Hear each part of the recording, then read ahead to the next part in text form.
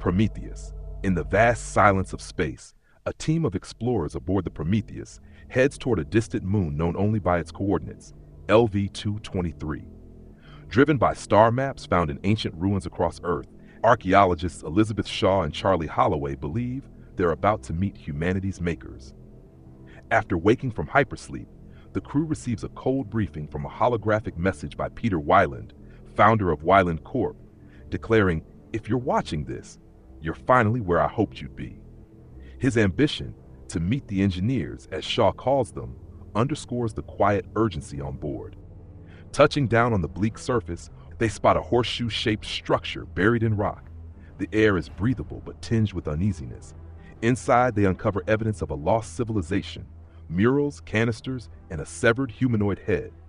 David, the ship's synthetic, secretly activates a canister and takes a sample. Unlike the rest, he's not bound by moral stakes. He slips a drop into Holloway's drink during a toast. Here's to big things starting small. Soon after, Holloway falls ill. His body deteriorates rapidly and panic spreads. Shaw begs for help, but the captain refuses to risk containment. In the chaos, Vickers, Wayland's icy proxy, torches Holloway alive with a flamethrower as he stumbles toward the ship. Shaw, now infected, undergoes a harrowing autosurgery to remove a squid-like creature from her abdomen. Gasping and drenched in agony, she staggers out, barely alive, saying, "Get it out of me."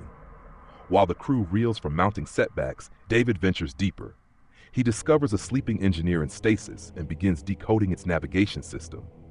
When Shaw confronts him about the infection, he only responds, "Doesn't everyone want to see their parents dead?" His calm cuts sharper than any weapon. Meanwhile, Janik, the ship's captain, starts to connect the dots. LV-223 wasn't a homeworld, it was a military outpost. "This ain't their Eden," he mutters. "It's a damn weapons lab." Weiland, secretly on board and near death, is carried into the temple. He believes the engineers can grant him eternal life. David awakens the last surviving one, speaking in the ancient tongue. But the engineer reacts with rage, striking David down and decapitating him in one blow, then turning on Weiland, smashing him without hesitation. David's severed head, still active, says, "He said you'd be disappointed. The dream of meeting the gods ends in screams and blood." The creature Shaw removed is growing, now massive and coiled in weight. As the engineer prepares to launch a ship full of bioweapons toward Earth, Janik makes a choice. He and his crew ram Prometheus straight into it, sacrificing themselves to keep it grounded. "I ain't letting Earth end up like this rock," he says before impact. The collision tears through the sky as Vickers ejects in a pod but doesn't outrun the wreckage. Shaw, alone and wounded, watches it all crash down. In the rubble, the engineer survives. He chases Shaw into her escape pod, where the squid creature lies in wait.